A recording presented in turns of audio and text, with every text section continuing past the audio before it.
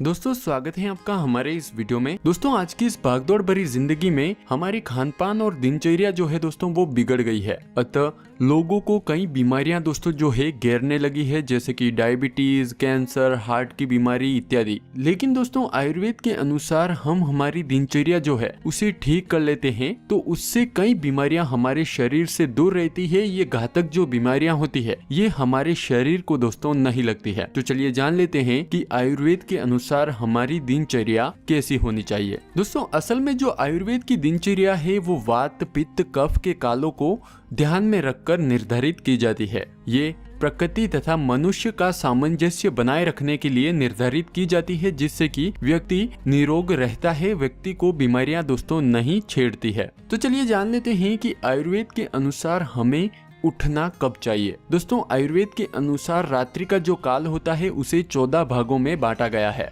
जिसका प्रारंभ दोस्तों सूर्य अस्त के पश्चात हो जाता है। ऋषि परंपरा के अनुसार व्यक्ति को अगर स्वस्थ एवं निरोग रहना है तो वो रात्रि के 14वें जो हिस्सा होता है, रात्रि का 14वां जो भाग होता है उसमें उसे उठना चाहिए। अब ये 14वां भाग कब होता है?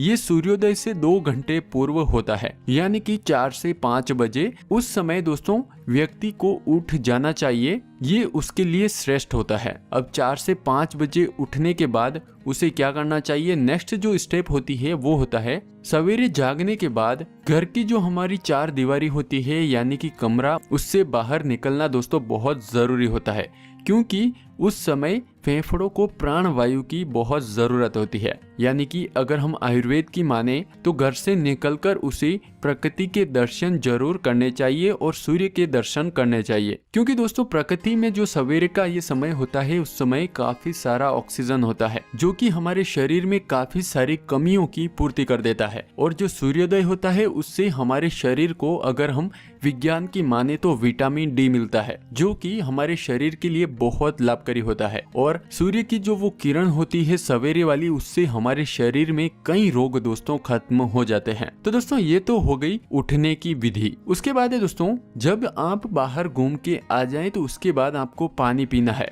यानी कि विसर्जन के बारे में आयुर्वेद में क्या बताया गया है। जब आप दोस्तों भ्रमण करके आ जाएं तो आपको पानी पीना है, उसके बाद त्रिफला जल का सेवन करना है। इन दोनों में से आपको जो भी मिले वो आप पी सकते हैं।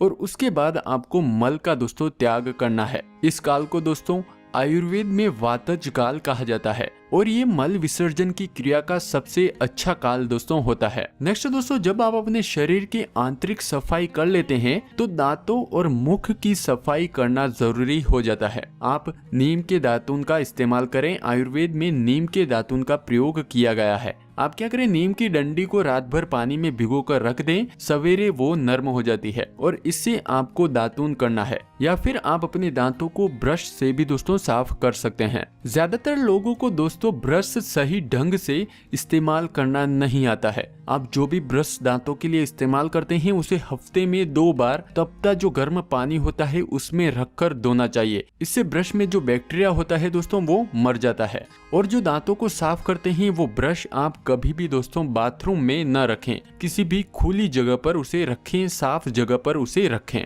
बाथरूम में अगर आप ब्रश को रखते हैं तो इससे खतरनाक जो कीटाणु होते हैं वो अपना घर बना लेते हैं और रोज मुंह के जरिए हमारे पेट में दोस्तों शरीर में प्रवेश कर लेते हैं, जिससे आपको काफी रोग दोस्तों हो सकते हैं। आप अपनी आंखों को सवेरे धोते हैं तो उसके लिए आप गुलाब जल का दोस्तों प्रयोग कर सकते हैं। ध्यान दें गुलाब जल में आपको ग्लिसरीन नहीं मिलाना है, बिना ग्लिसरीन का गुलाब जल आपको इस्तेमाल करना है। जब दोस्तों आप नहा लेते हैं तो आयुर्वेद बोलता है कि आपको अपने शरीर की मालिश जरूर करनी चाहिए। अपने शरीर पर आप तिल का अथवा नारियल का या फिर सरसों का शुद्ध तेल जो होता है उससे मालिश जरूर करें।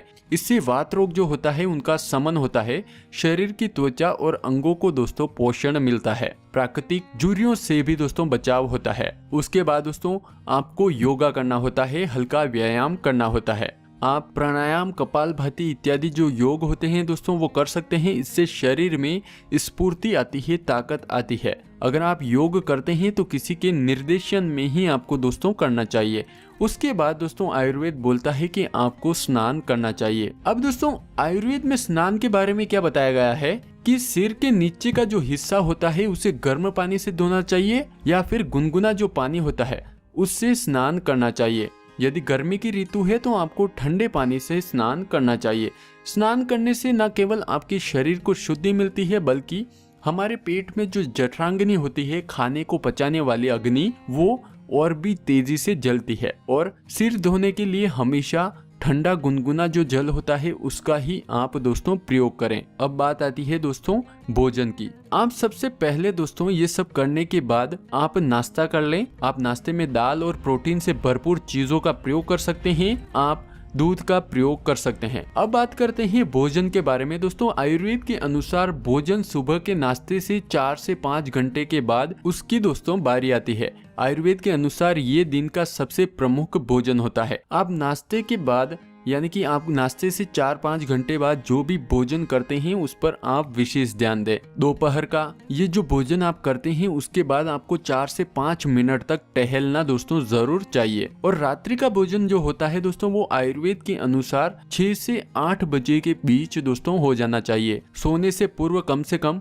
3 से 4 घंटे पहले आपको रात्रि का भोजन दोस्तों करना चाहिए। ये शरीर के लिए सर्वश्रेष्ठ होता है। अगर रात को आप हल्का और तेजी से पचने वाला भोजन करते हैं तो वो आपके लिए और भी लाभकारी होता है। भोजन के उपरांत 15 मिनट तक आपको टहलना बहुत जरूरी होता है। अब बात करते हैं कि आयुर्वेद के अनुसार हमें सोना कब चाहिए।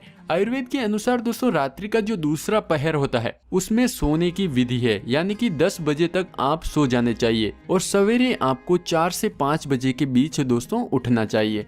तो दोस्तों ये था कि बीमारियों से बचे रहने के लिए आयुर्वेद के अनुसार किस प्रकार की जीवन शैली दोस्तों होनी चाहिए। तो दोस्तों आप भी इस जीवन शैली को अपनाएं और जिंदगी भर इन जानलेवा दोस्तों बीमारियों से बचे रहें। अगर आपको ये जानकारी पसंद आई हो तो हमारा चैनल आप जरूर सब्सक्राइब करें। धन्यवाद दोस्तों।